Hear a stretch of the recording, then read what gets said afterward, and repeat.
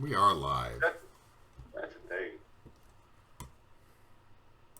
Anyway, for everybody out there, this is Team Bonus Action again, coming to you with the 6th episode of Lost Seas, The Biting Edge. As a recap, because it's been a little bit, the party has been in Bells. They're going to be there for a minute because one of their boats has to have about a month's worth of repairs done to it because of damages suffered at Hook Fin. There has been multiple purchases made at ridiculous stores, including a swearing parrot that now belongs to Kogo. Let's see. Gerald the Cursing Parrot. That is his name. Gerald the Cursing Parrot. But what the party's done is they met Kogo's mom in the Fin at Bells, and she mentioned that several of their ancestral canoes and seagoing vessels had sunk somewhere in the Placid Sea. But there should be buoys up marking them. They just needed someone to help them get out there to retrieve them. Because with the Fin, their sailing vessels are passed down generation to generation, updated and maintained. So losing a boat isn't so much losing a boat as possibly losing a home/family member, is the way they view it. So the party made their way out to the center of the Placid Sea over the course of a day and proceeded to start to raise the smallest of the canoes that was on the edge of a precipice. Now, the Placid Sea is very shallow. At its deepest point, it's about 400 feet. Where you're at is only about 60 feet deep. You can still even see the outline of the boat. But Gleam, Kogo, and Arlana had dived down into the water after casting water breathing on themselves to help raise this vessel. I think I cast it on Avi too, even though he wasn't coming in the water. Yeah, Avi has water breathing, but Avi's not in the water. But the three of you noticed something. This boat was in one spot. You can see another one pretty close by. But the rest of the boat seemed to be further over a ledge that goes deeper. And out of the corner of your eye, you thought you saw something swim by and then disappear back into the murky, not quite so deep depths. I mean, a lot of this water is clear, but the deeper you get, the more murky it does become. So we will pick up with Avi, who is on the boat, while we also wait for Kogo to jump on, if someone wants to shoot her a message. She has stated she will be on, and she can. But She said it shouldn't be too much longer. Cool. So, Avi, you're on the deck of the Devil's Pride. Let me see the crew that the party took with them. Let's see. Under the Devil's Pride, The strong ones and the ropey ones. you have Kiwi, Aldrich, Sani, Nunya, Boss, Jashimi, and Korva. Along with, Avi, I'm assuming you're staying near the helm. Kogo's mom is also on the deck watching. She brought 4 members of the tribe that she is in charge of with her that dove overboard with the rest of your compatriots. They cast water breathing on you, but you didn't quite jump in yet. But you're watching a boat that's about 80 foot long come rising up from the bottom with just a ton of bubbles around it at this moment. So I am assuming that this is your boat, or at least one of them. Kogo's mother. Let me see if I can remember her name at the moment. It's been a minute. Gruhaka looks at you. Yes, it's one of them. We had 5. This is one of the smaller ones. It got swamped first when the hurricane came through. You would think a place called the Placid Sea would actually be placid. Sometimes things are named for the wrong reasons. Or a lot of times they would be named for 60% of the time versus 40% of the time. She just nods, and you watch as this 80-foot open water catamaran-style canoe comes up. Your crew has ropes on it, pulling, but you can also see that there's a dwarf that dove down that has been casting a spell that helps the team raise it. But you also see that your friends have not come up yet.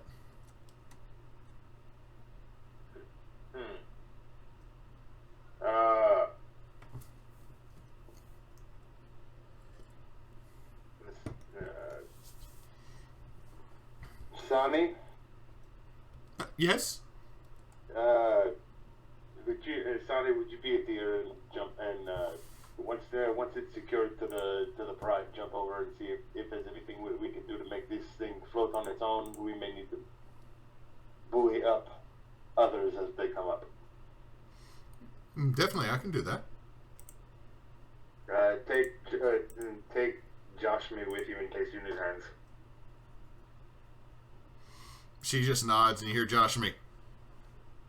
Aye, and he just lets go of the rope, and you see Aldrich slide forward a foot, curse, and then just double down and start pulling the rope again, backing back up to where he originally was. I knew you had it in you. If not, I would have Kiwi tell you that you had it, inform you that you had it in you, and make you have it in you, or else you would have it in you. You just hear Kiwi from like 5-6 feet off. Phrasing.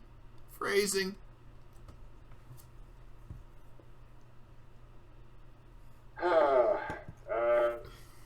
I have water breathing on them? I have water breathing on me, but doesn't one of your tattoos give you freedom of movement? That's what I'm looking. I know you have a mage hand one tattooed on one of your fingers. I do. Because you spent like 7,000 gold on magic tattoos. Let's see. Mage hand, spider climb, invisibility, and stinking cloud. Stinking cloud is on the butt, isn't it? It is. It is a bob tattoo.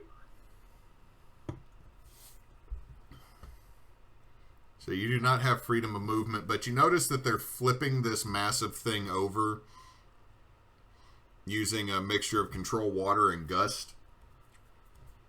Give me an give me a perception check as you look at it flipping over, Avi.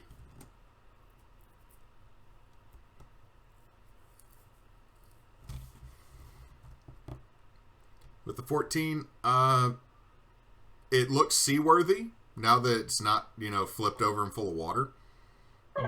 But its mast is broken. That's pretty obvious to see, so you're probably going to have to tow this one. Okay. If it can... I'll holler down at Sonny. Once she gets on there, just check it out. Make sure that she will float, and then we can potentially move her off and so that we can get it out of the way so when the next one comes, and we will, once we get them up, we'll be able to see whether or not how hard it's going to be to tow them, the ones that need to be towed. And she just nods and goes down. But you also see that Grahaka sticks a hand out in front of your halfling carpenter and says, "I will be the first on that boat." By all means, please. All right. Are you doing anything else while you're on deck, Avi, or are you going to jump in?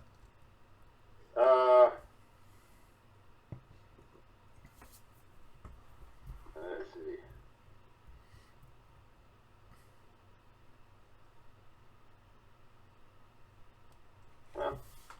Bass, I'll look over at Bass. Bass, Kiwi, keep an eye on everything. I'm going to go and check on everyone down there, and then I will be back up to help facilitate the organization of the ships as they come up. And Boss just looks at you as he has rope like he's on the one of the other ropes from Aldrich. Looks at you. I'll try to keep an eye on it when I'm not busy. And Kiwi, you keep moving a rope. I'm in charge, bitch. As it should be. And I'm just gonna look over at Kuvaka and go. I will. If you will excuse me, I will go and check on the progress of the others. Okay, so Avi, you flip over, you fall back into the ocean. As you know, the last thing you hear is, "Boss, I'm not Aldrich. Why are you talking to me that way?" Like he's like you actually hear Boss honestly and earnestly confused at why Kiwi just gave him an insult like he normally does the halfling trio of terrible. As you hit, I can hear Kiwi. Sorry, what's happening? Kiwi, oh, I'm sorry there, boss. I'm just, usually that's Aldrich's lines, and you know, get back to work! And Aldrich's like sitting there like, I never stopped. But you hit the water, Avi, and start to sink down. Did you grab any weights to try to take you down a little bit faster, or are you going to try to swim it?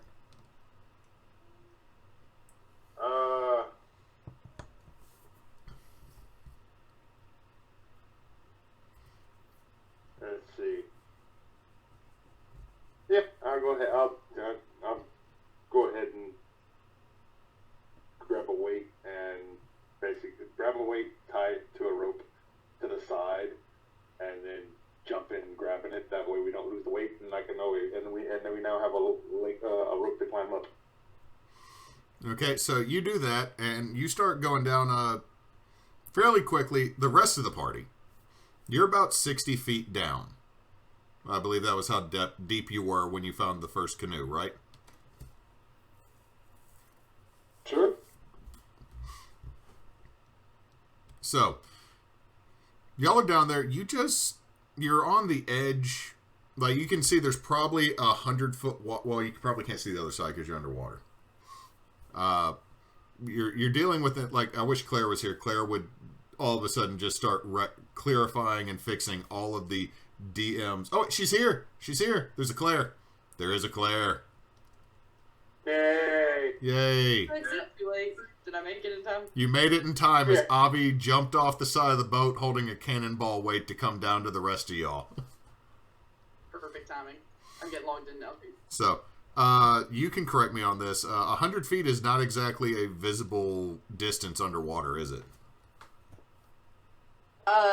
Not usually. It would be pretty murky towards the end of that. I would say probably 50 feet of clear visibility would be like good conditions and not like an absurd pristine condition that you would find elsewhere. So probably 50 feet would be the most reasonable for this area. So y'all, there's the canoe was on the edge of this underwater cliff or this shelf. There's another one that you can see near you with another buoy that's gone up to the surface. The rest of them are down off the edge of this.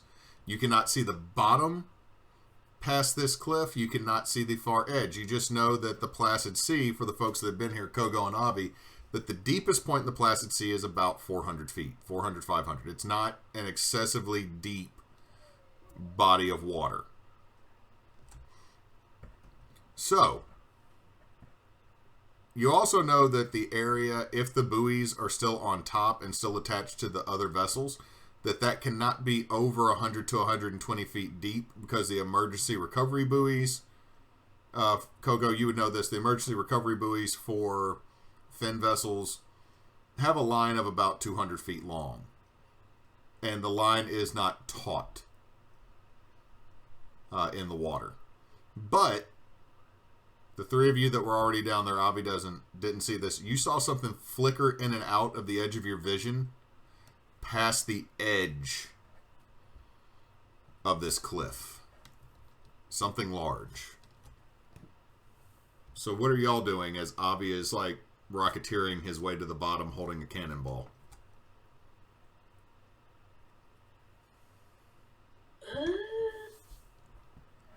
I'm going to state with water breathing, y'all can clearly talk to each other. You don't got to do a butler down here. For the sake of for clarification, we just got the first boat up, but we've not found the next one, right? the next one is nearby, but the 4 Finn members rows the last boat using a mixture of control water and gust. I think maybe Gleam also threw in a control water. It's been a couple weeks. Yes, it did. But if it's been 10 minutes, it's over. I do not know how long it would take to raise this boat from 60 feet using a combination of an air pocket and control water. I would assume not very long. Maybe like 2 or 3 minutes for that. I would say that maybe Gleam, you still have half the duration of control water going on. If based on this rule that I see up top, I rolled a 22 perception, so I assume I saw this thing. Everybody, you, Arlana, and Kogo saw whatever this large thing was appear and disappear into the murk over the edge.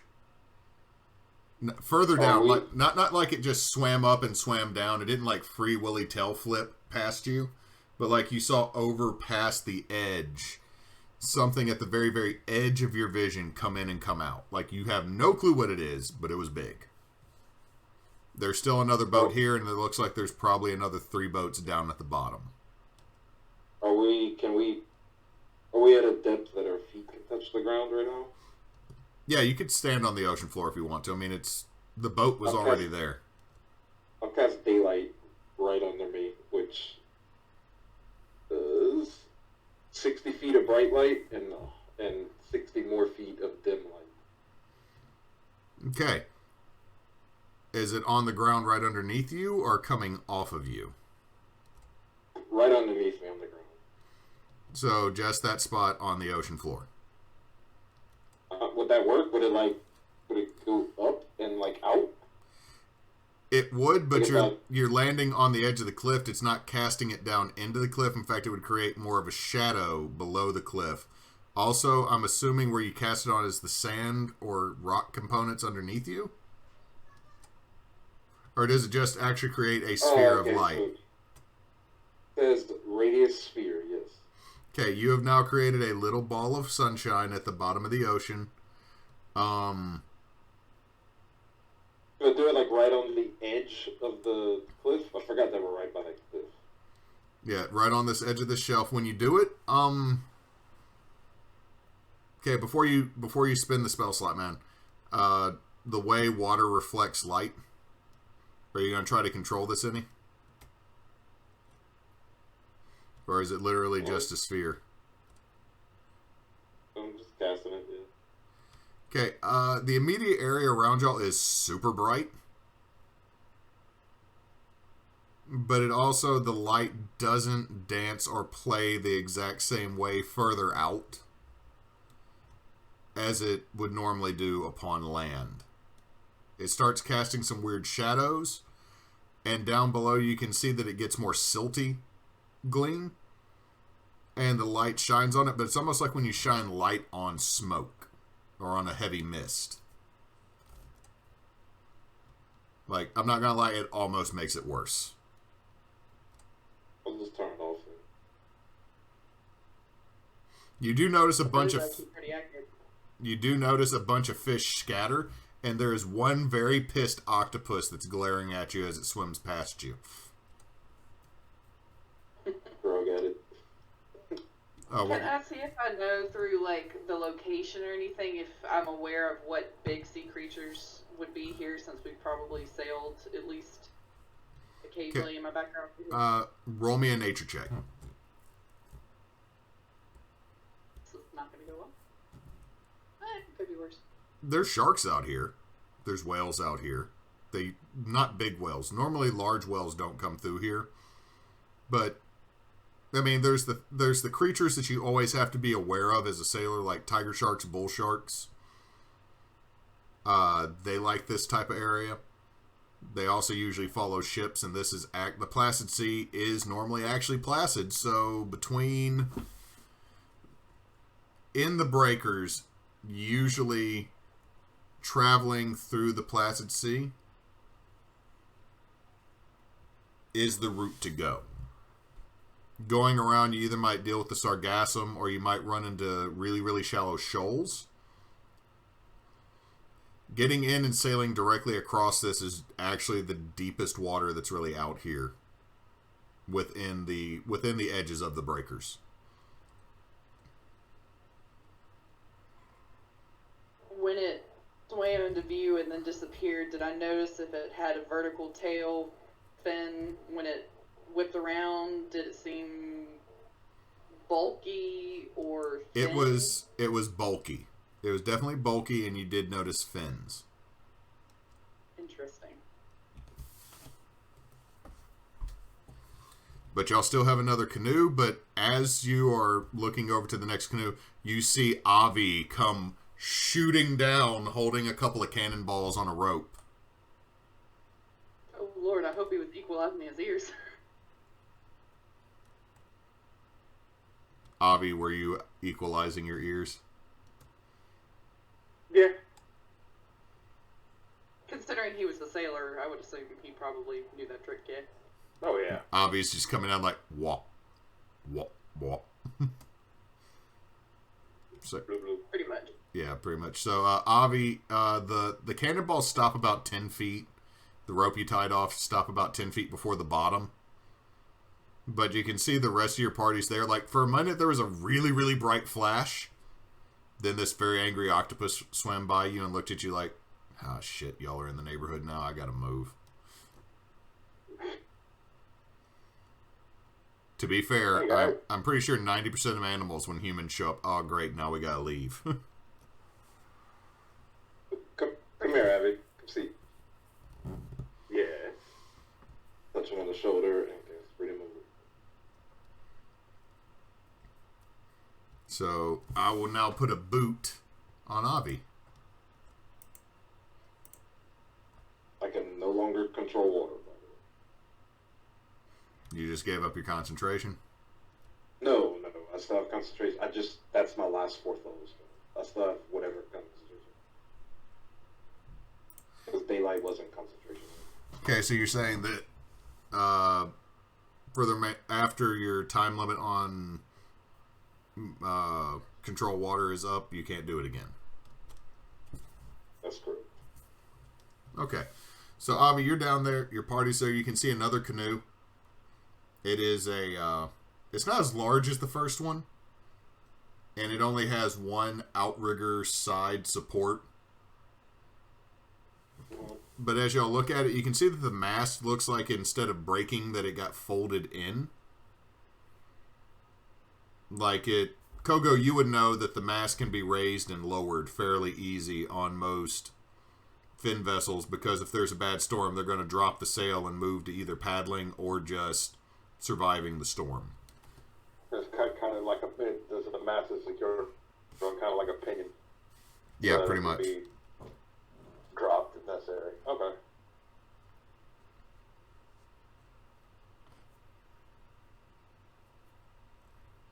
Well, I guess I'll start using what water I have left and try to do whatever.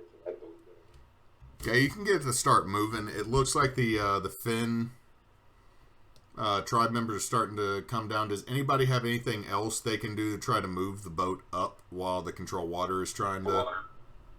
Kogo can try to actually push it and swim with it. Okay, give me a strength check, Kogo.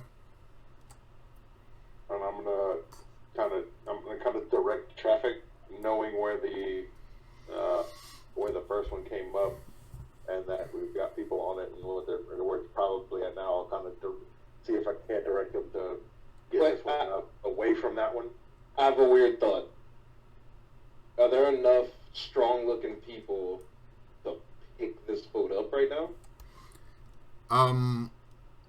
No. I mean, it's probably like a 50-foot water vessel. Okay. I was thinking maybe get them to hold it and then water walk them to the top. But if it's that big, yeah. No, but does anyone else have anything else? Like, remember the previous group, a mixture of control water and gust seems to have been what they did. Plus, party members that you had up there actually hauling it up. Like, y'all can kind of see the outline of the boat from where y'all are has been flipped over. And those folks that were up there are now coming back down with ropes. But does anybody have anything else to try to aid in moving this thing up? What'd you got, Arlana? Fuck all. No, I think you have... as the DM reminding you that y'all have a buttload of mixel items still in your possession. Somebody has the bag of broken wind. I do. I have bag of broken wind. And what does it do? Doesn't it... I think that magic item allows you to cast Gust. I don't think I ever found out what it did. I thought you identified it. I don't know. It's been over a year since you got that. But you do have a bag of broken wind. Oh, God. Is it gonna smell like the oh god damn it bombs? You don't know. I mean, technically we're breathing water right now anyway, so we should be able to smell it as long as we stay away from the bubbles. Well, yeah, I got the bag of wind. Want to slap that on the bottom? I mean, I haven't found a use for it yet, so might as well use it now. At the very least, if the canoe's upside down, we can have it fill up with the air from it. So, to the gentle viewers out there, this is an item the DM has wanted used for way too long. So, just for clarification, this is one of those items that we got from Mixel, the Mixel machine, correct? The very large Mixel's marvelous mix-up machine at the casino, yes. Yeah, Yes. but Yes, Gleam. If you would follow and just do what I do. Trust me, it's safer this way. And I'm just gonna stand off to the side and put both hands over his crotch.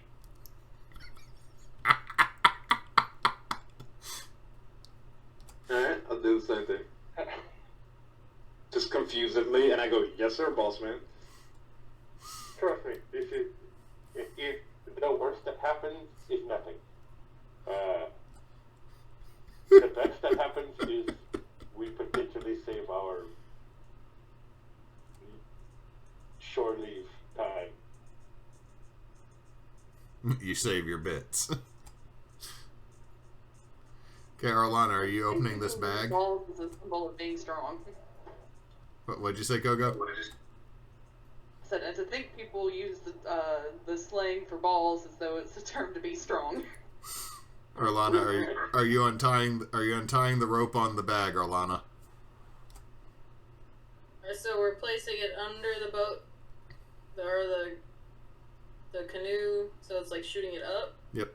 It's already moving up through control water. There are 3 charges on the bag, Arlana. How many would you like to use? Oh, I didn't know there were charges on the bag. Let's use one and see how far. Okay, Arlana, as you untie the bag, you all hear this rippling through the water of...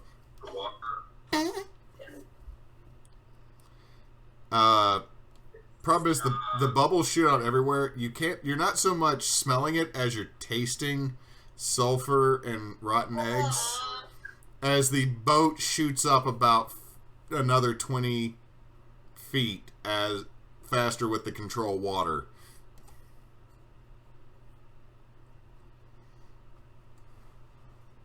Well, that was unpleasant. It's lasting a minute. It's lasting a minute for all of y'all. It's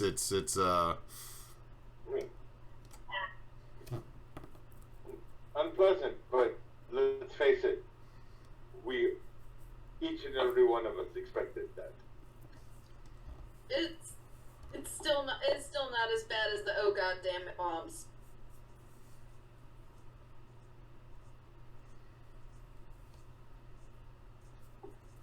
Oh, Avi wasn't there for the oh goddammit bombs.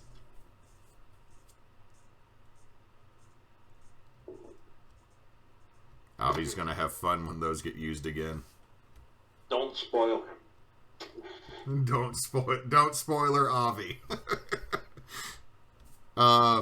So you can see as it shoots back up, the fin starts shooting down or swimming faster down with their ropes to tie it off so that the mix of magic and physical force can pull it up to the surface. Are y'all going to go up with them, or are y'all going to start following these ropes that go over the edge of the shelf?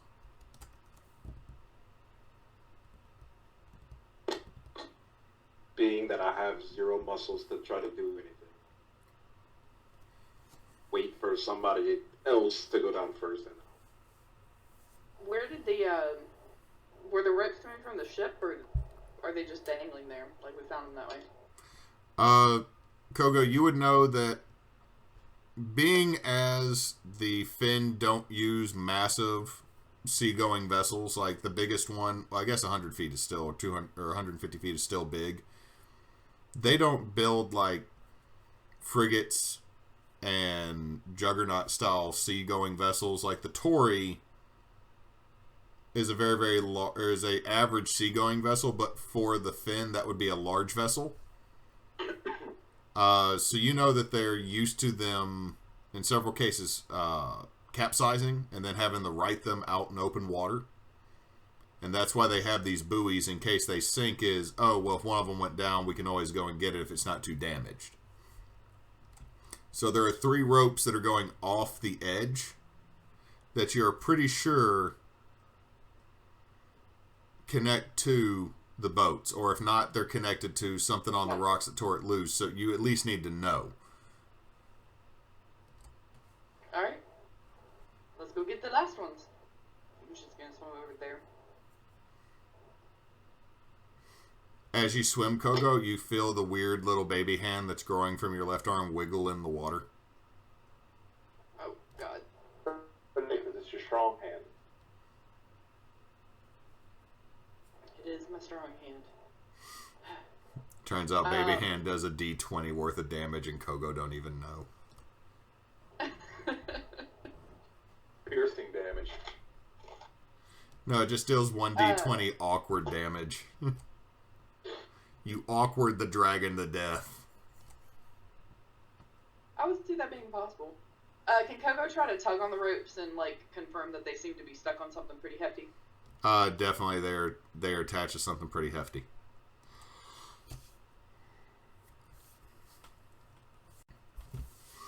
I'll just follow her since I can swim as fast as... So y'all have a swim speed of 60, while Avi and Arlana have a swim speed of their normal movement. Correct? Yeah, I have a movement. Okay, so you're already about 60 feet down. If you dash, y'all can keep up with Gleam and... you can keep up with Gleam and Kogo. And I need to change a map. Uh-oh. Raquel keeps trying to take blocking dead books off of the bookshelf.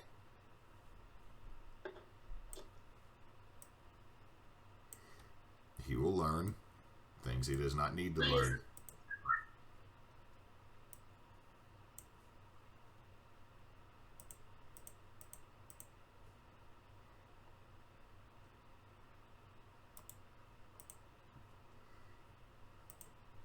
Alright, can everybody see the map that you're on? Y'all are on the far right.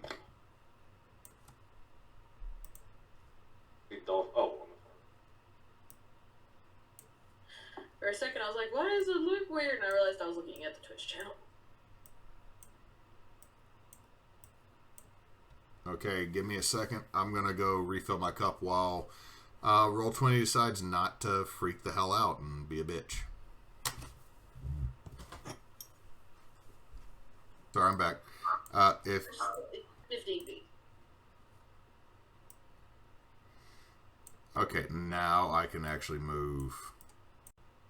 Oh, I can't move that because I guess that one doesn't move. Okay, cool. So you make it down there. I need everybody to give me a perception check. If you do not have dark vision, it's at disadvantage.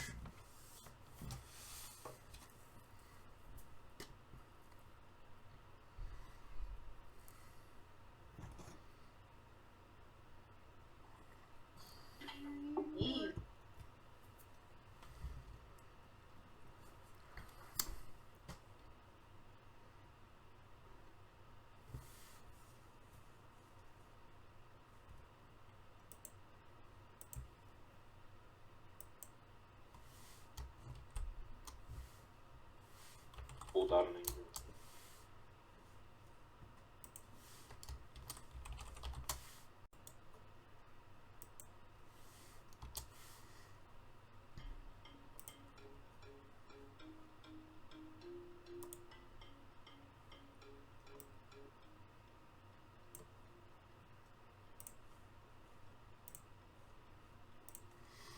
Welcome to the game, Rhythm. I forgot to hit play on you. So you all come down here, and it's just genuinely enjoyable music being heard by the ocean.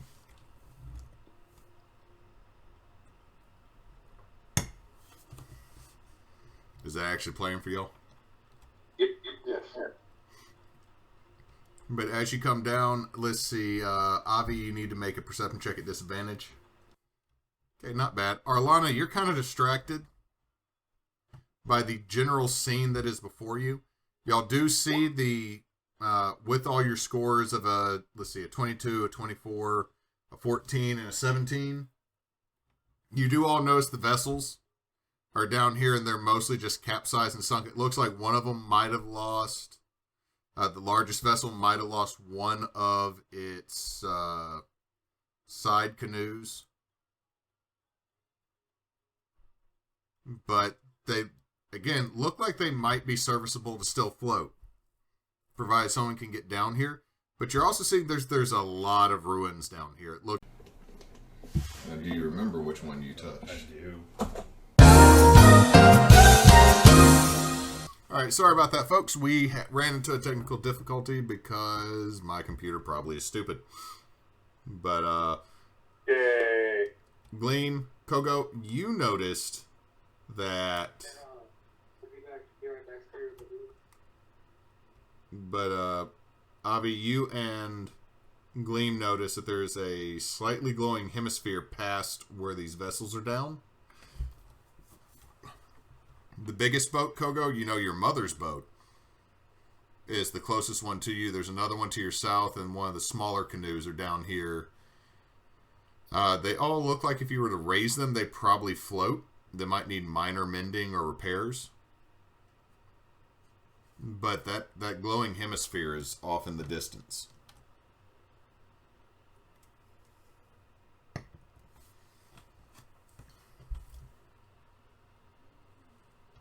I wonder if we should mark these boats in some way so we can get the guys to see it easier. Gleam, you still have that light?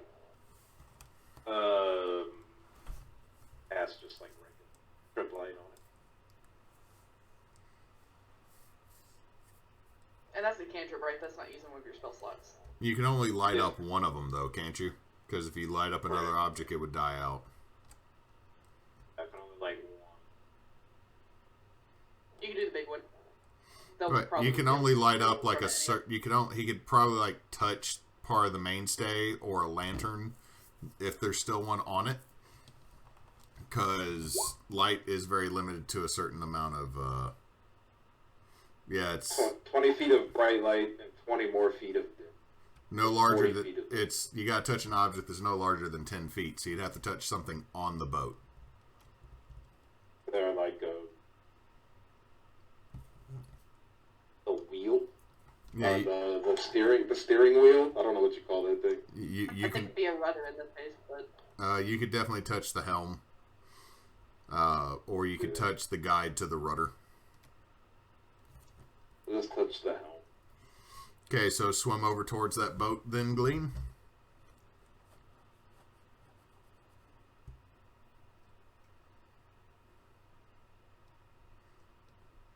And if I have control, there's no other button. There's no.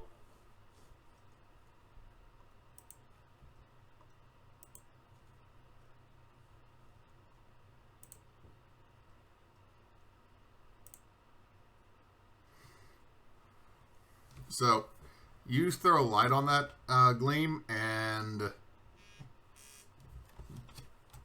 see someone... Like, bright light to there.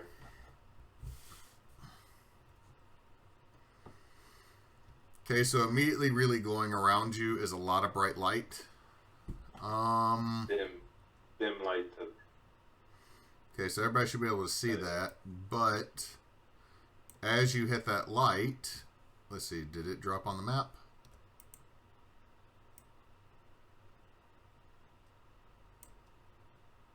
But hey, What friend. was that? It's a friend.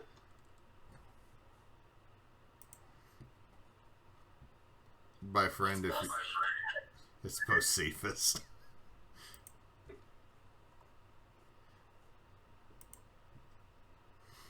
Bocephus, the magical cat badge.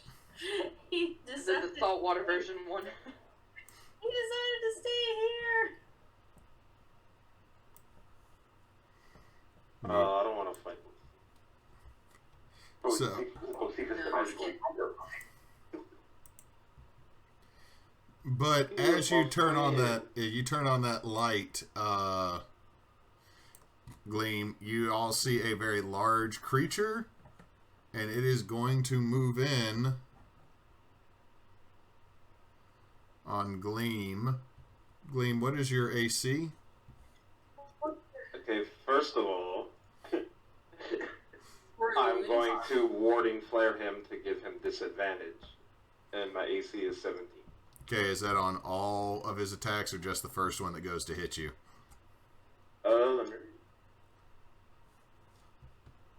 let's see. When you are attacked by a creature, you can use a reaction to impose disadvantage on the attack roll. So probably just the first. Okay, so this is the first of 4 attacks. You gonna get fed again. That's a 13, so it misses, but then he's going to make another 4 bite attacks, because you notice the massive maw open up to try to bite you, but inside of it's almost like there's smaller mouths that also launch out to try to get you. What? That's a 23, a 24, and a 28. They all 3 of them hit. Holy shit. 53, 63, 71 damage? What? I am almost unconscious already. Y'all see a massive shark that could probably eat a great white shark in one bite. Gleam, give me a strength check for each one of those attacks that hit you.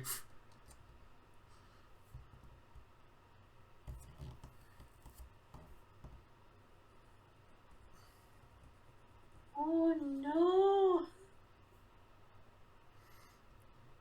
Can you hear me, Gleam? Yeah, I clicked it. It's not doing nothing. Oh, roll 20 is being So done. I'll just... Oh, there we go. Okay. So 15, a 1, and a 4. The first one you're able to pull away, but the other 2, the smaller, it almost looks like sharks on the end of tentacles, bite you both on arms and pull you. You are now devoured. But the benefit of what has... This is the benefit of what has eaten you, Gleam. It seems to be decaying and falling apart, and you can see out of it as you are not really so much thrown into a stomach as you are thrown into what looks like a woven and nailed together cage made out of bone where a stomach once was. And now everybody needs to roll initiative. Oh Jesus!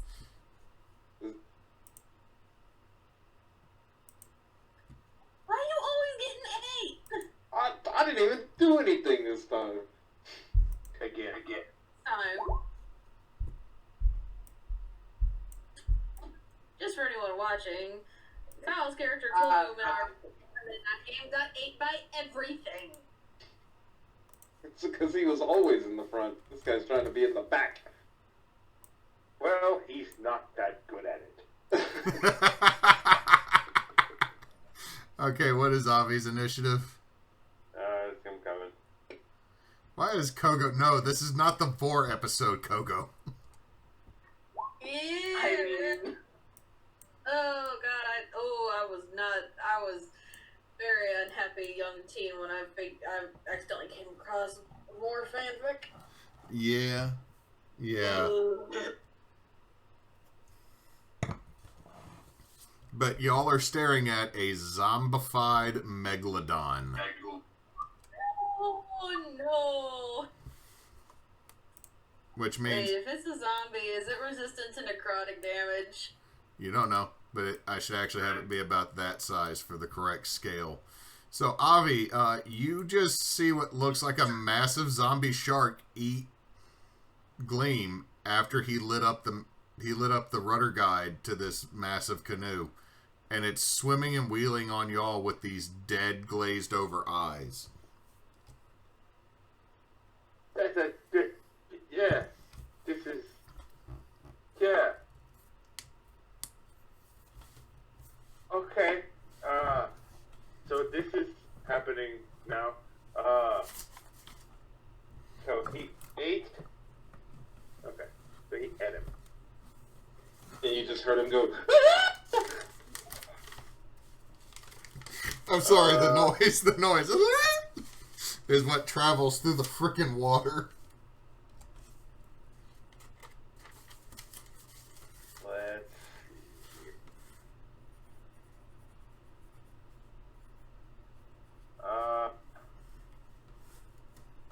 And based on the remaining life he had left, there was probably a fuck ton of blood in the water.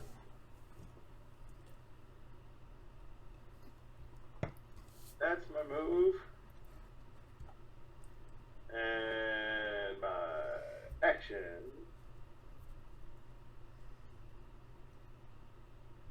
And right ring of ram. Okay, how many charges are you firing off of this Ring of the Ram? Do I have how many charges? I do not. How many charges do I have on each ring? I think we said it was 5 for each, because you have it's not. So, don't you have not so much as a Ring of the Ram? Like you got 2 sets of Knuckles of the Ram. Yeah, it's knuckles of the ram. Right, so it should be 5 charges, 1 for each finger, or 1 for each finger plus your thumb. Okay, so 5 charges each. Okay. No, I think he means 5 charges total. I mean, you can choose to use all 5 at once. You just then have a bunch of lumpy iron on your finger.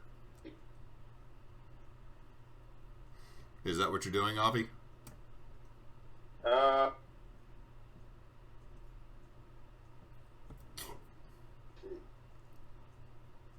Did it recharge daily?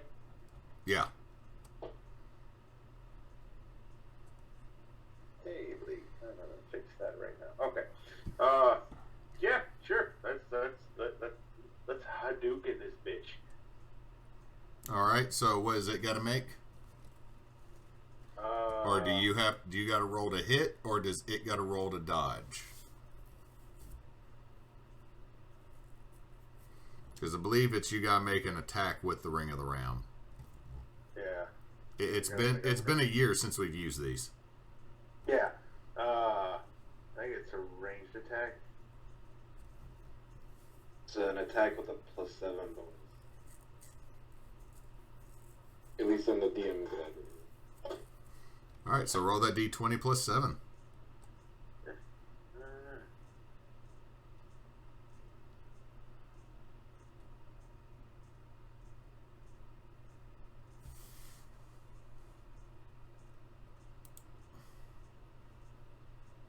That's disappointing.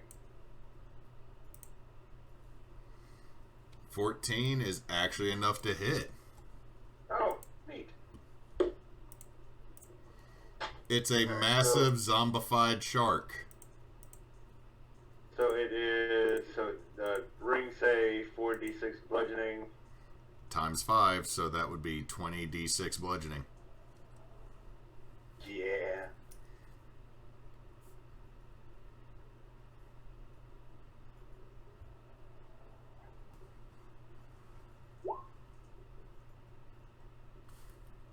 Give me a deck save, Avi. Avi, Kame, Avi, ah. Oh, we've actually gotten the boy to start watching Dragon Ball. Nice. Because he's been watching Fire Force with me. What is this save for? Well, one, you failed. Avi, you're going to be propelled back 45 feet. Welcome to dealing with 3D. Welcome to dealing with 3D aquatic combat. You hurt the shark. You hurt the shark bad, but you're also propelled backwards by some of this. Okay, hang on. Okay, nope. Okay, never mind. On any. Just move to the edge of the map diagonally. Actually.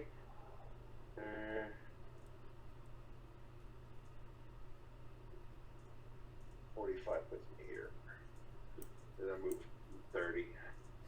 Okay, so you just see everyone else sees Avi hold up his rings, fire off an Avi Mavi Ha, and then just get propelled backwards. A lot of this damage hit, but it also seems like the water probably absorbed some of the concussive force.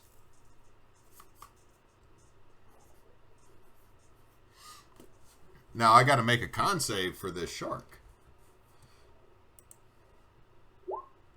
Gleam, you fall out of its ribs. Hey!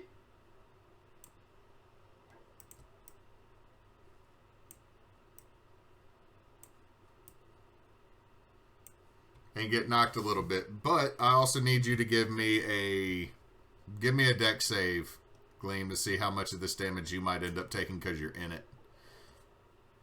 Oh my god.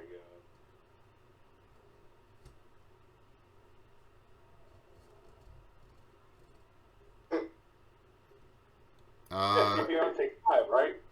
You're going to take a quarter damage. I am unconscious.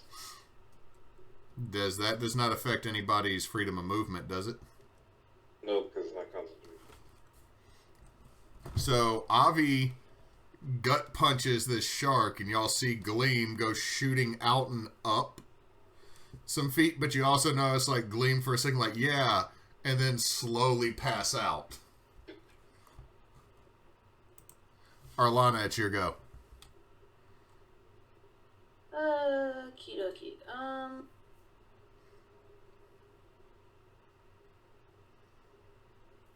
Only had 10 health left.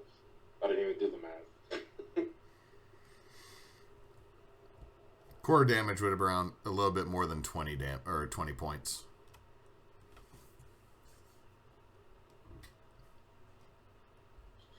Okay,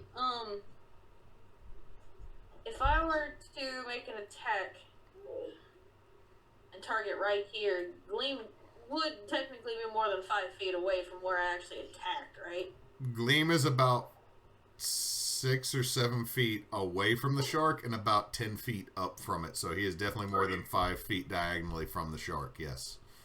So then I am going to, as a bonus action, cast Hail of Thorns. And then I'm going to attack with my bow with a lightning arrow. Okay, are you within range of the shark? Well, you have a longbow, aren't I? Are you within the longbow's first range? I don't remember what it is. You will have to look it up, because if I look it up, it will cause the screen to be, for all the viewers to change.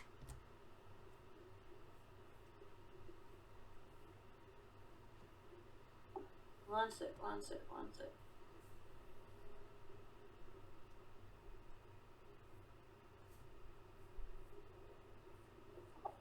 Why does it have 2 ranges? Because one of them is a close range. One is, the first range is close range. The other one is, that's what you can fire at disadvantage. And if it's past that second number, you cannot make the attack.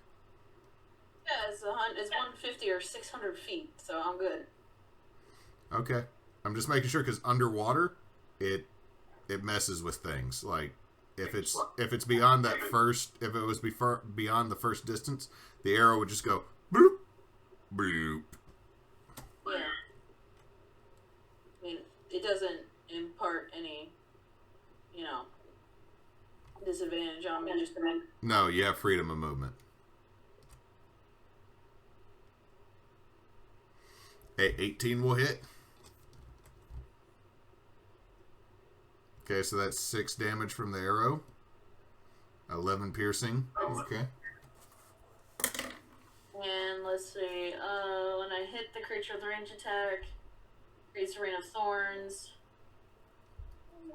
The target of the attack must make a dex saving throw, and it takes a D10 piercing on a failed save or half on it not failed. So roll that D10. It got a 2. So roll it. It gets 9. So that's And 26.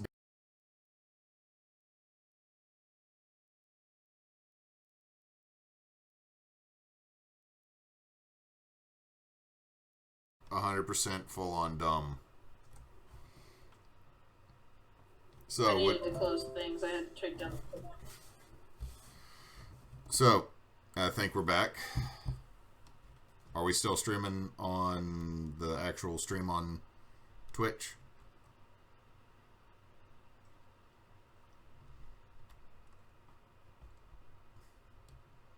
Can't hear anybody.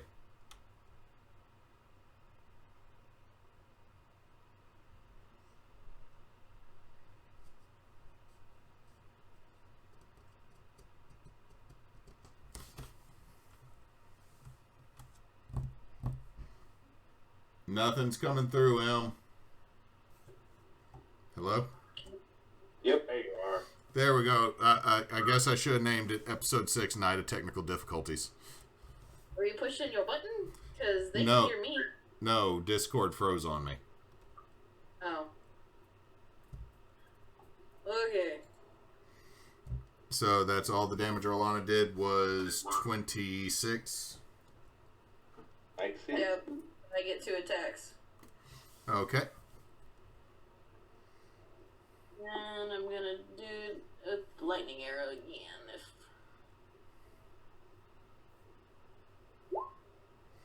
It hits.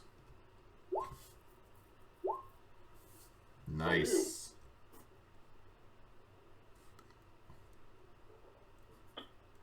Hail of Thorns only works Only works the once. first shot.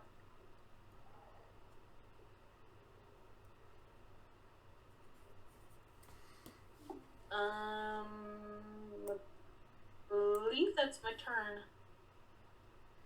Okay.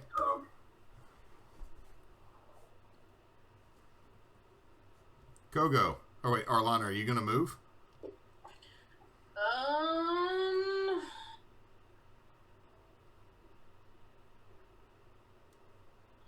Yeah. I'm gonna go up here so I can try and get to Gleam. Okay, Kogo. What you do, Kogo? Alright, Kogo is going to swim over and attack. Okay, you need to. Are you gonna actually get within punching distance of the shark? For my screen, I am.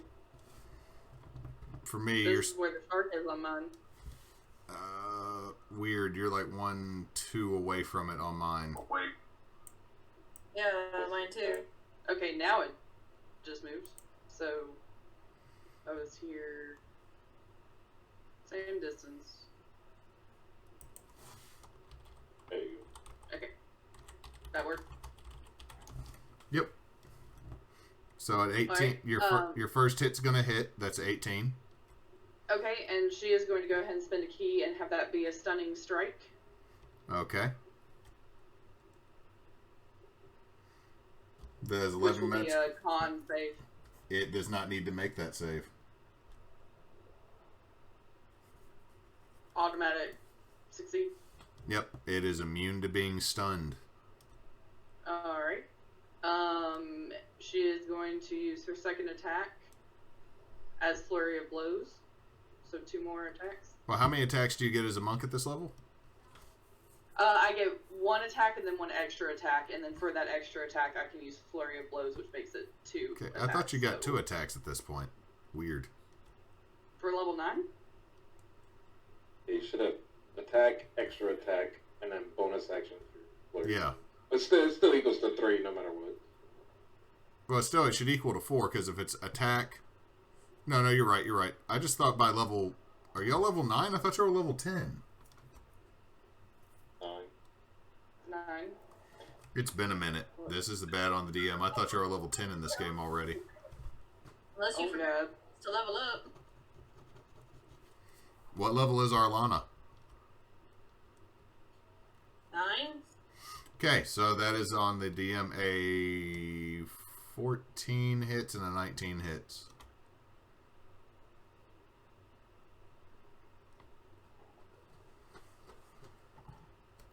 Okay, so that is a total of 11, 22, 36 damage.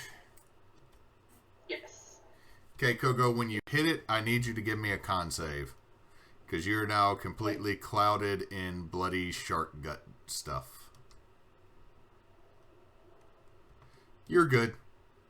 Okay. You're good. And so then to finish out her turn, since she used Flurry of Blows, she now gains the benefit of the disengage action. So how far is Gleam from her as the crow flies? Let's see, directly 15. I would say about maybe about 25 if you were to swim up at him. Alright, she can reach him then, because with the Drunken technique, she also gains an extra 10 feet. So that pops her to 30 feet. She can make this then. Okay.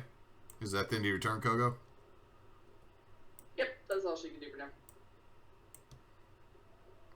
The shark is going to swim up and make multiple attacks against you because you booped it in the shark snoot. A nat 20 with the making it 29. Yeah, that would hit. 28. 22. 22. Jesus Christ. What kind of aim does this thing have? It has a +9 to hit. It's a megalodon. So, oh, holy shit. 41. Ooh.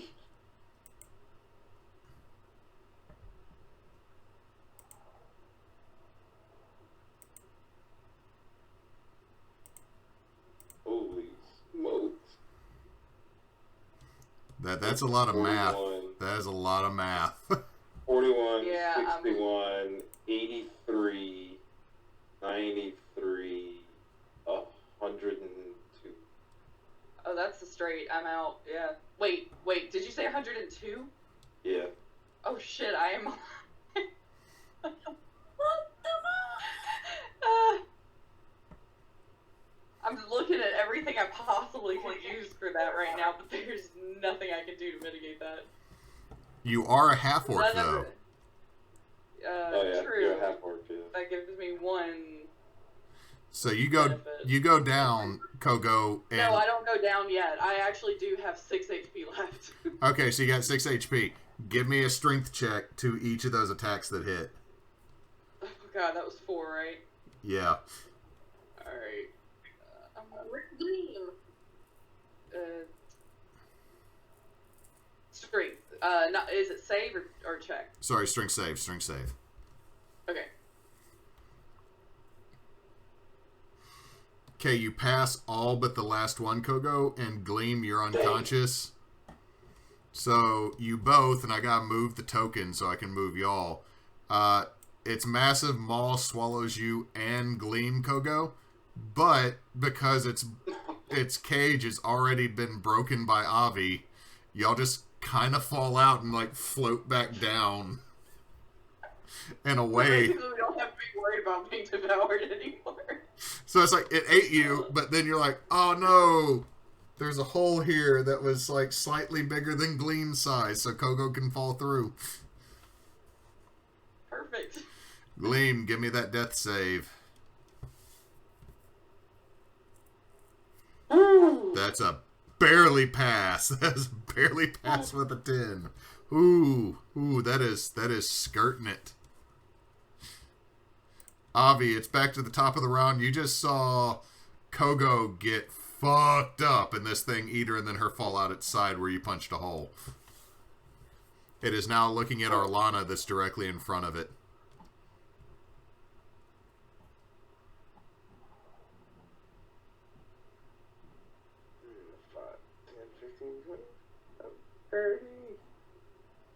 I'm going to pull my sword, point it at him, and go Masako Senko Hop. no, Avi special beam cannon and cast thunderbolt with it. Son of a bitch. Okay, so that's a deck save on the Megalodon's part. It is. That is an 18. I think that's half damage. Yeah.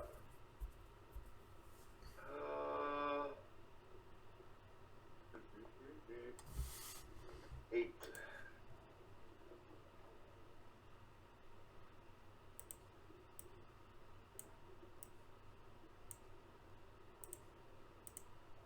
Okay, so it's going to take 16 damage.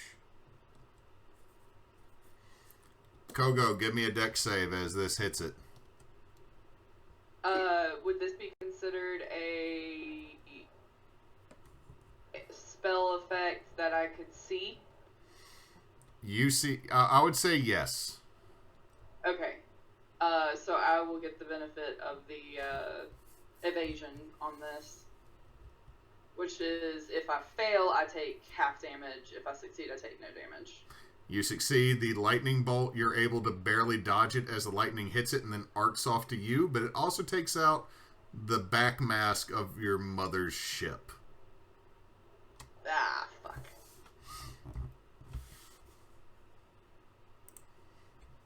Arlana, you're seeing this undead monstrosity just keep swinging around, not really seemingly acknowledging what you're looking at is a buttload of pain.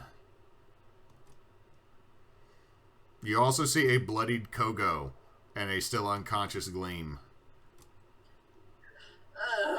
Okay, I'm gonna swim over here, which is my movement, and I'm going to hit Gleam with Cure Wounds at level 2.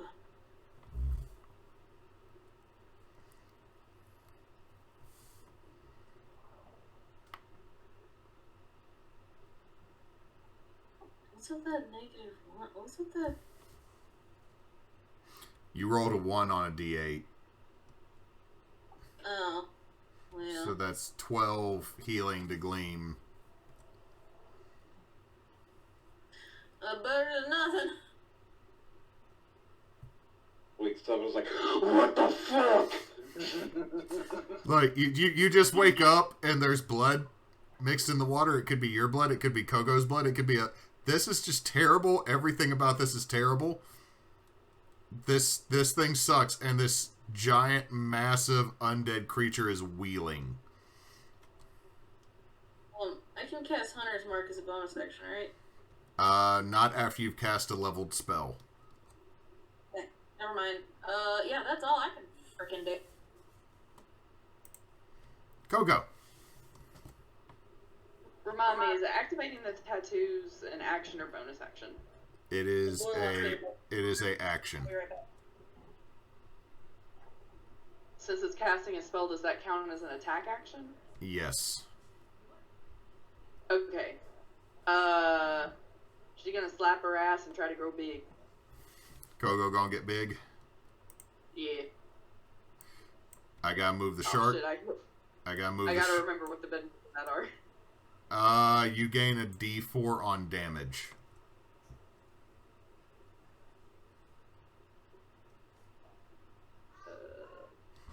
And now it's going to have a much harder time trying to eat you. I do. How much for damage? An additional D4. D4. Okay.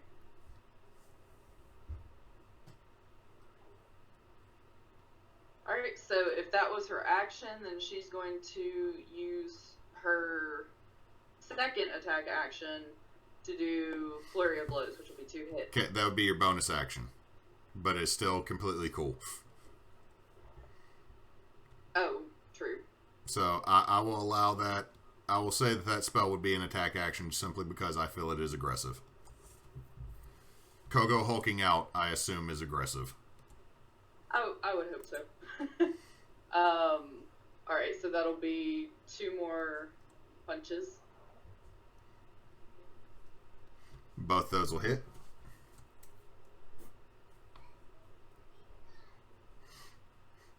Seven beg damage. I love this beg damage. What? How did you get? How did you get? Sorry, how did you get a 7 on a D4? I don't know. Oh, your strength modifier is still being added to it, so that's a 1. Oh. Okay. And so that's 4 extra damage on top of 24, so that's 28 damage. Cool. Cool. The shark never looked great, but now it's definitely not looking great. I feel like this would be punching Jello. Foamy Jello. It's not really like punching Jello. It's... Have you ever, like, you know when crackers get soggy? Yep. It's that. You just see this thing just kind of loop and swing around on you, Kogo. And it's going to make its attacks against Big Kogo. I'm giving disadvantage on the second attack. No, I was going to say first, so... So the first 2 miss. Third one misses. Pretty sure that that last one misses. Oh wait, hold on, Kogo. Give me a con save, because you actually struck it and dealt damage to it. Okay, here's a fun one. That one's gone. 9 necrotic damage as you're also inhaling just bits of this creature. Alright, I am at 1 HP because the relentless endurance. Okay, so, hold on. So you came back at 1 HP and then they saved you with all the disadvantages. That is a good move, Gleam. Gleam, It is now your go. Kogo looking rough. You looking rough. This thing looked rough from day 1.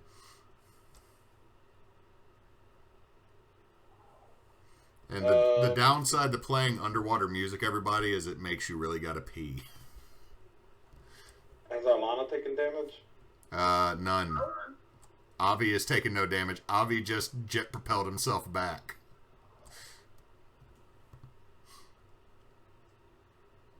What am I gonna do? Kill the shark and not die. And probably not get dead again. That's a good point.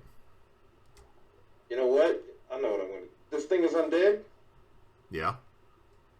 Okay, first thing I'm going to do is a level 3 spiritual weapon as my bonus action. Let me go find Kyle's knives from the previous game. Except for it looks like a flail, but the ball looks like a sun. Okay, it's just going to be that axe because I had to make so many spiritual weapons and... I'm totally fine with it. Just flavor-wise, that's what it is. Okay, so that is there now. It gets an attack. Yeah, when you summon it, it gets an attack. That's how I've always run it. Correct. I was saying how much... It should be a D20 plus your spellcasting modifier. Oh, God, and it's right here. And then it should do a D8 of force damage. What would it do? So roll a D20 plus your spell modifier. Yep.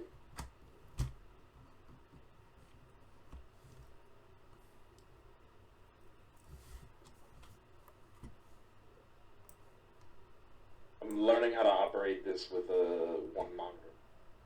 It sucks. Once you get used to multiple monitors, it's just not cool anymore to go back to one. So that is a hit. So roll that D8 plus force damage.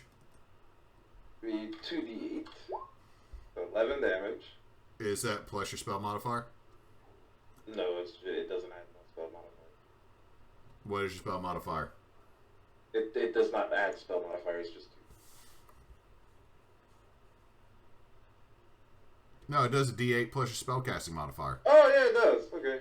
So it's right there on in the chat of Roll20. Yeah, I know. I read it. I even read over it twice. So plus 10, so 21 damage. Your spellcasting modifier is 10? Well, I'm sorry, 5. 16 damage. I was acting like I casted it twice. Instead of a level 2, I was thinking you added twice. You actually knock off a massive portion of its tail, and it just goes...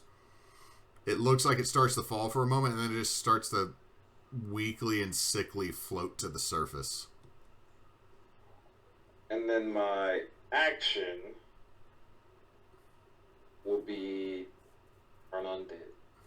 It needs to make a wisdom save. Yes. That's a fail.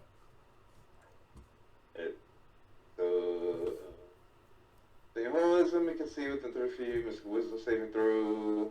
It's turned for 1 minute or until it takes damage. So on its turn, it has to boogie. It has to run away, but it's going to take damage.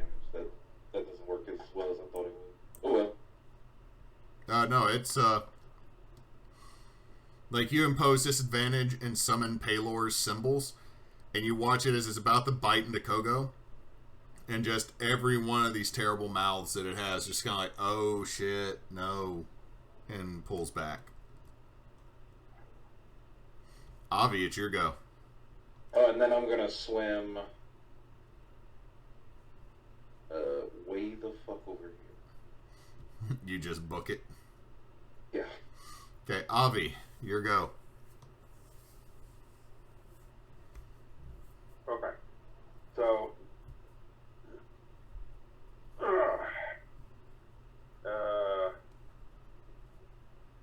move here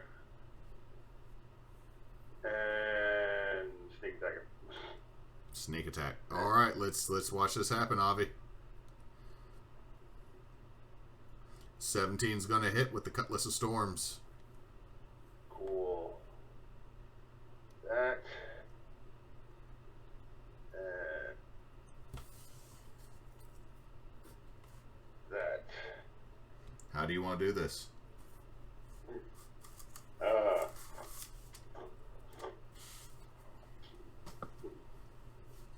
I'm gonna stab him in the face while screaming, "Stop eating my friends." So, Kogo, you get big, and this thing keeps trying to bite you. You're like, no, and Gleam's like shining, all the Pelor light in its face. And then Avi you can hear him, "Stop eating my friends." And he flies in. He shoots in through one eye, keeps going, and you see him come out the other side of the skull with his sword.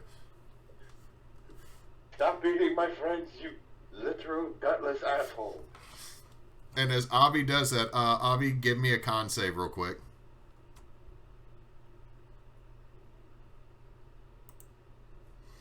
You take 3 necrotic damage as you fly through its head. It's in my mouth. It's in my mouth. And it just slowly starts floating up towards the surface terribly. And right there, we'll take a second because I need to run to the restroom. And while you do that, I'm gonna cast mass healing word or mass healing, whatever the hell. The level 5. Mass cure wounds.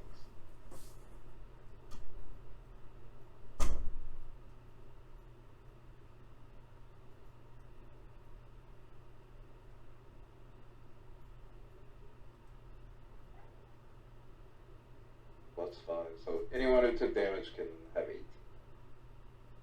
I didn't. I didn't take that. I needed that badly.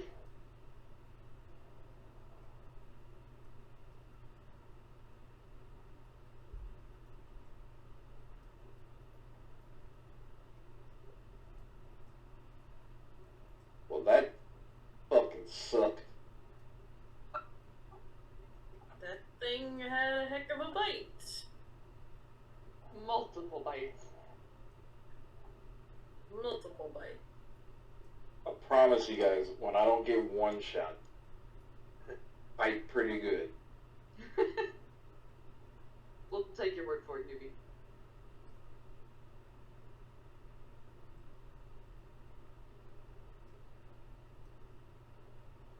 Technically, Abby, technically unconscious, but I don't know that because I was inside.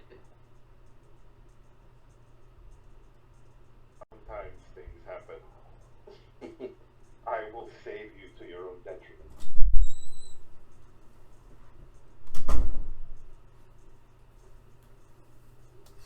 All right, I am back. Why So don't you understand? I'm helping you. y'all are watching this behemoth slowly float back towards the surface. Some of you bloodied. Some of you confused. But all of you give me another perception check.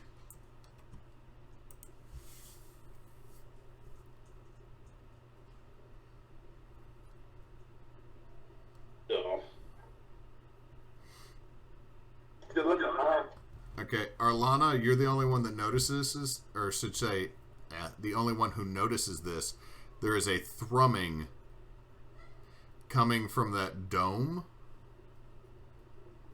that feels very familiar to the thrumming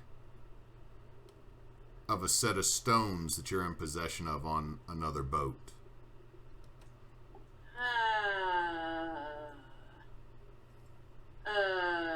Guys, Huh. I think there's something over there that might be similar to what we currently have hiding on the boat. Gabi? No, what? No. The stones. There's something coming from there that feels the same. Oh. Oh. That is not good. About this time, Kogo goes back to normal size. Should we leave it be, or...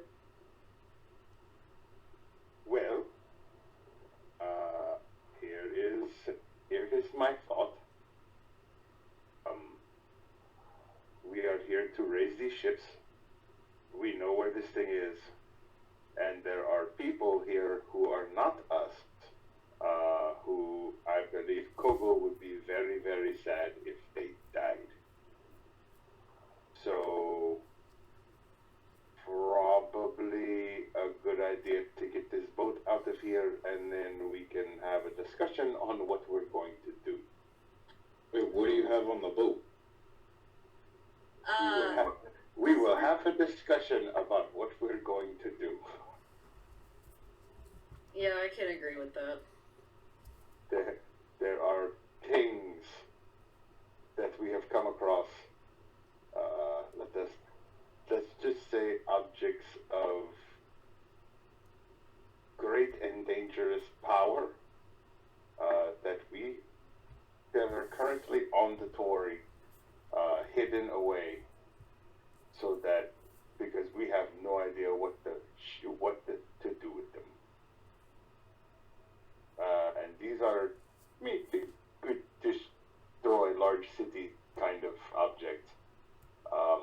And that feels a whole lot like them. Should we at least make sure there's no other of these big freaking shark things and for when everybody else comes down here? As long as they're not in this area, I don't think it's a problem. And I don't really have much fortitude left to be able to fight another. Y'all would know that that was an undead shark, which is not normal. Yeah. There is also the fact that was not normal. Yeah, everywhere I go with you, nothing is normal. becomes normal after a while. Trust me. There's just you would be surprised at things that you can get used to. I mean, Kogo's got the tail. She didn't before. By the way, Kogo, your tail is holding a shark tooth in it. That's kind of cool. Like a massive ass megalodon shark tooth is in your tail, and it's not wanting to give it to you if you try to grab it. Ow. Well, don't drop it at least. It just pokes your butt with it. Ow. Already got bit enough, thank you very much. Just imagine our whole bodies is full of holes. Both of you have a bunch of shark bite on you. We got some involuntary piercings. Because I think, what, a megalodon just based on its size could swallow a full-grown ass human whole? And that includes a grown-ass Kogo? Megalodons are like ridiculous. Thank you for catching yourself. Yes. So, before we close out this session, because I got a 6-year-old that's way past his bedtime, what is the party choosing to do? Are you going to venture forth to the dome, or are you going to go up to the surface and tell people? Well, I think we want the ships first. Yeah, right. We're going to try to get the ship up first. Well, yeah, we're going to finish the ship, and then we know where this area is. We can kind of potentially stock up and maybe and be prepared to come down and investigate this and see what's what. Alright, so with that, you have solved the zombie megalodon puzzle with only moderate pain. Was the puzzle almost die? Yes, that is how you solve the megalodon puzzle.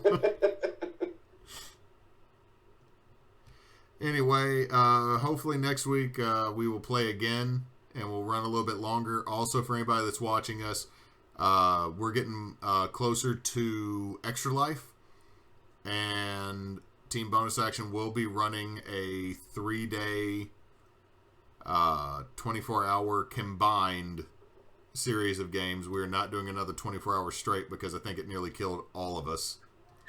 No! I loved it. It was great. We're never doing it again. I'm so proud of us for doing it, but we're never doing it again. They're too damn old for that now. We were too damn... 3 a.m. is too early to have to combine beer and oven roasted, slightly rewarmed breakfast burritos. I always think of when we came back from a break when we were playing Kyle's game. We turn on the camera and Kyle looks at the camera and says, "Hi," and we all went, "Hi." I honestly don't remember a whole lot of Nox Kyle's game. That's cool. Neither did I. While I was I was trying to get my barbarian killed so hard that game.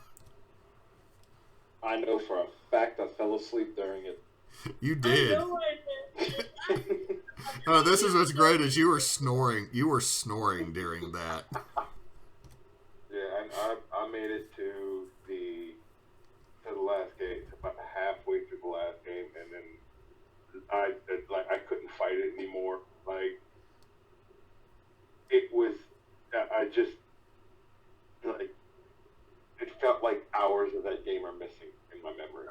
That's how I feel about your game. Like, I pretty much remember the final game, especially the very end. There's, like, a little part in the middle where I'm kind of like, yeah, I'm pretty sure I was asleep. But, like, your game, like, I remember bits and pieces. I remember being, like, woken up, like, sitting there like, what happened? I don't know. And which character am I playing? Who dat? Who dare? What's going on? I was full of beer and energy drink for the last 2 games, and that was a terrible combination. The energy, I was full of energy drink too, and it got to the point where it's like I put a Red Bull in me and sleep suplexed it. And it's like it's cute that you think you people, little boy, but I'm gonna have to squash you real quick. I don't you to the last game, did you? No, he stayed sleeping because he had to drive. Yeah, he went to sleep in the bed the extra bed we set up in Vincent's room so that he could drive them home. I don't know, like the next day I went to work, I was still so damaged because I had to take Claire and Brian to the airport. And like we left, we stopped at Sonic, I think, grabbed a bite to eat. I finished my burger. I took a sip of Coke. Kyle drove off. And I looked at him and went like, dude, usually in these kind of situations, I make it a point to try to stay with the driver, to stay up with the driver. I was like, nah. Like, I'm gonna try. I'm gonna see how far I can. Yep, and about 0.3 seconds later, and I exited. you woke up right when I was taking the exit to get home. Yeah. And I woke up on the exit for home.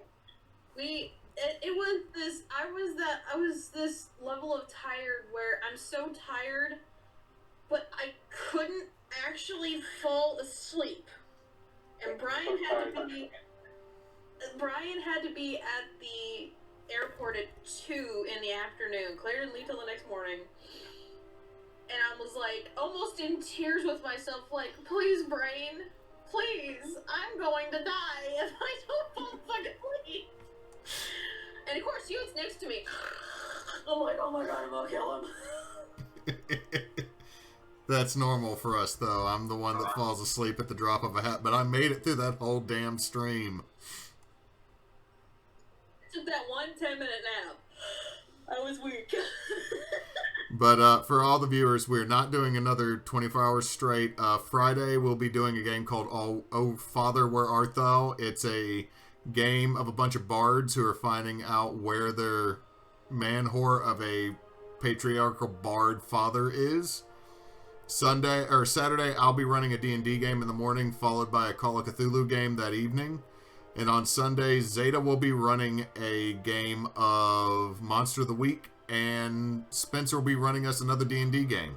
So total, we'll have 5 games that are about 25 hours worth of game time, and all the proceeds will go to, I think it's still set to go to Batson's children in Jackson, Mississippi. I don't know how much I'm going to actually be playing because work, but... I mean, we could fix that. I'd like to fix it. I mean, I'd like to fix that too. You know, I'm just saying, like, it's a thing. I'm just gonna put it out there again and not stop. She's the character that just jumps in an hour after every game starts. Hey, I'm here. And somebody's like, what the hell? It is hours into the first game. But that is what we'll be doing here soon. More information will be posted. Hopefully we'll have a schedule posted up here on Twitch as well as our YouTube. And please think about donating. I still got to get us registered. The other thing is I talked to Zeta about this and sent a message to Claire. And I know I posted it up in our chat somewhere on Discord about putting together what I would like to call the bonus round dash table. That is just a continuation of the kitchen table that we did, but involving most of the people from the Team Bonus Action family. And try to do that once every week or once every 2 weeks. That'd be cool. We just discuss a random topic or just talk random bullshit because that's what we want to do that day and just let loose. Any case, thank you all for tuning in. Thank you all for watching everybody fight and nearly die against a giant shark. And Kyle, if you'd like to do us the honors.